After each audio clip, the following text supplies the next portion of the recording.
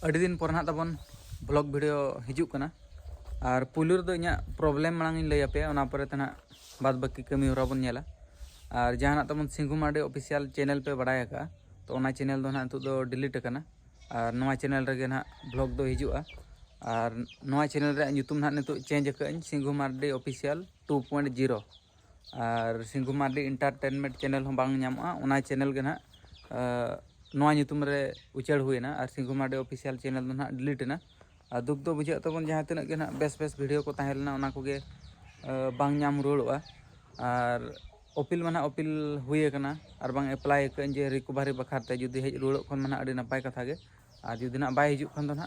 नवा चैनल रे ना कंटिन्यू चलू तबन नितो ना ब्लॉग वीडियो को और तेहिं दो आले से रे फेमस धारा पता कना असना पता हुई कना बार पे दिन हुई गोना दो होला खन दो ना अब सानतार समाज रे एने सेरेंग को मेना का दो तेहिं किसी जोटाव कोड़ा को सामना सेन रे प्लानिंग कना जहां तबन फुटबॉल प्लेयर को मेना का पाछे उनको किसी गान दो ᱧᱚᱜ का कोई और उनको माने मने फ्रेश बड़ा लका दाना बड़ा हो इदी दरकार गे और बहु दो ना बनू कादे उनी दो नैहर रे मेना कादे यारिन बाबा ना जहां ना तबन बहु आज जन्म बाबा उनी भांडन हुईना एनखान दो होला ना चाबा कना दो जन्म ओड़ा मा ताहे बड़ा साना गया अदो तेहिं सेनोक कना ओंडे गे ना बसा हुई नैहर रे और गपा दो ना अगु तराई बनाव लिन हिजुआ और नय तबन किछि घड़ी हुईना इन दुईटा सेट खन दा को ᱧᱩᱨ बड़ा के अड़ी सुक्तो हुडुर बड़ा के जपित बड़ा ᱧᱚᱜ ली ओना कते ना मेन उठन को कटई गुमसुम धरा ᱧᱮᱞᱚᱜ कना और ओडोक उतारोक कना तब टाइम नितो अड़ी गान हुईना 5टा खन पारम गड कना अदो लगन बाय निदक कान तेना मार्शल के बुझेक कना और जस्ती मारांग प्रॉब्लम रे नितो मेना का तबन आले ओड़ा होड़ ओनाኝ लई ᱧᱚᱜ पे बुढ़े तक को तबन अड़ी दिन पर ना पे नेलेत को अड़ी गान पे कमेंट्स पड़ा बुढ़े आम जस्ती कुहर मिया कायना को मेने ना मिन हाट खन ढेर हुईन दो बार हाट गान वीडियो को बइन बनाव का बचे वीडियो चेक का बाय बजाय और आयो तक दो बाको बड़ाय तब इना चैनल डिलीट कना मनते चल खाते को डिलीट के उनका गे ना दो अड़ी गान कहानी मेना अबिन दो बबिन बुझाव ᱧᱟᱢ दाड़ेया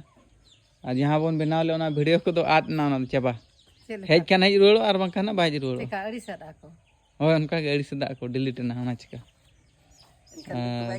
हैं गानो एटागा आर को नेले बना तो आरो मिटांग हुडिंग धरा तबन ताहेलेना बारे अतन चैनल अदो ओना दो कम होड़ को ताहेलेना अदो ओना नितो तबन नेले दिन गे ना आरबो नेल कान हाना लका गे मारांग रुवाड़ो ना बुझे ना बिन तो अच्छा ठीक है लड्डू हनी अगु तरा हबिना अंत पचिला से दो झी मेना कदे और इन बाबा दो असना पता गे असना पता और बाबा ताले सेना कान गया तबन उनी अडी मारांग प्रॉब्लम रे मेना कदा में आहो को तो पूरा फुलाव चबा कना एन रे मने पता रस्क कान गया सेना कान किन और मांग कोन आसाले ऐसेनो और नेले ना और बांग लेले उनको अब चिलु मता को नेले चलेले नेले ना और का लेले जहां पे बुझा तुमको धुमुर कोन सेना को उनको टने गेरो चो कना पूरा फुलाव कना अडी दिन मांग धरा तन बुड़े को गेला दे ना वीडियो पे नेल ले तहन और नितु दो ना प्रॉब्लम गे ताले नितु दो ओड़ा होड़ अडी ले मुश्किल कना नोय तरा ओड़ा सुर के जोदारा नेल पे जूम कतिन देखा पे कना नोडे छाता मेना पूरा मारांग नेले छाता इन आलो पे गेरे냐 वीडियो किन बना तबो तो नेल ᱧᱟᱢ ना छे बांगा नोय नोडे तबो मेना को नुकु कना को नेले पूरा जिलिन छाता कना और दारे सा तबन पूरा मीट गे नेलोक कना चिको हेंदे गे ओना चिका बाको ठिका कना बाय ठिका धरा कना ना दारे कलर सा मीट गे नेलोक कना पूरा लंबा गे छाता दो और पाझाड़ मिटा हिजु कना परगाव कना उनी सेता बेड़ा हिजु कना नितु तरासिन बेड़ा नितु अडी सुक्तो ले लगा कदे तो उनी पाझाड़ ना बाले हलो अचो कदे बखा उनको ठपाएत को आय ओड़ा सिधो को दड़ बोलन कना नेले और गेर अचो कना को एनांग बाबा नेते बागे से तब नेते रे ताहेलेना तो उनी अडी सुक्तो को गेर कदे हैं पझाड़ लगा होय माने पाझाड़ नोडे ठपा ठपा खाने इन बाबा दड़ ओडोकेनते पाझाड़ लगाय कना तहन खान नेले मा को रोगे ठीक कना इन बाबा को गेर कदे आम तिना गेर कना इन दो डे में सब ᱧᱟᱢ ᱠᱮᱫᱤ मिटा का जो जम जो मिटांग ठने गेर चो थोड़ा बाबा दाका जम जो को गेट के इनखान इन बाबा जस्ती तेन गेर चोना और नितु दो बारह सेर गे आयो तकिन मेना कना ओना चिका उनी पाझाड़ वाला हिज चोय कना और तेन निदो लगा ले चेष्टा चे लका लगा को बखन अडी ले मुश्किल कना तबन ओका टाइम रे ओका लका निना गान लेले दो गोज ना को ओड़ा को बोलना ना फैन ले चालू के फैन रे जतो को थपा गोजना ओतरे हाँ इना दगे रफुट इना atar ko. laga ma hunang bale laga ko ado ale adi gile problem ok kana tabun na khatir laga huyuk kana kichi lagar ব্যবস্থা le ale ona bang success lena ano etara busup atar toroj jawai na pura dhagaw le jul le ado onde chetan re mena ko bako setter thik lena enkan bako udaw kana ado tehin planning kana je tehin nyida bhitor te jotole laga chaba ko bakhan ale tahen jakale muskilok kana onde kale nyele khan dau bolon kana le rocket leka adi speed te bude ado ba odok kana odok ge nitu dhara odok kana nitu na ni pajhal bakin hej chawai kana ठीक है तब इन तेहन में बन हिजुआ पाले गपा उतर और channel दो ना तबन नवा खातिर डिलीट करना दो लई अब कना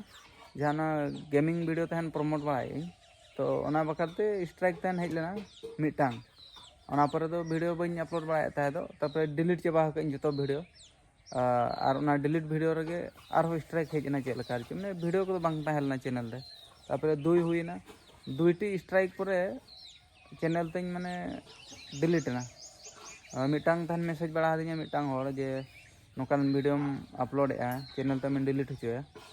रिपोर्ट लेखान नोका लेखा चो डिलीटोआ एनखान नोमा कटे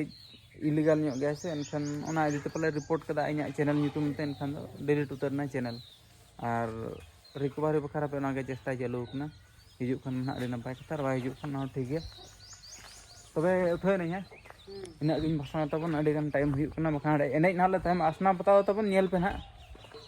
और मिटांग वीडियो ना दो निना रगी मुचाद का खाली प्रॉब्लम पे लई ᱧᱚᱜ बना और जे नवा चैनल रे नितु तबन जोड़ाव तहन मा हाना चैनल पे सब्सक्राइब लेत गया तो ओना मा तबन बगियार बना एनखान नितु नवा चैनल सब्सक्राइब पे और नवा चैनल ना तो फैमिली वीडियो को हिजुआ रे मान तमन जतो ना तो निना मेन कते नवा वीडियो मुचाद का और गपा वीडियो ना बन नेपाम गपा आसना पते नेल होचो पे चेक लका रस्कर रमज हुयुक कना इना को गे ना तो मुचाद इन पाटा खन सनाम को जोहार गे।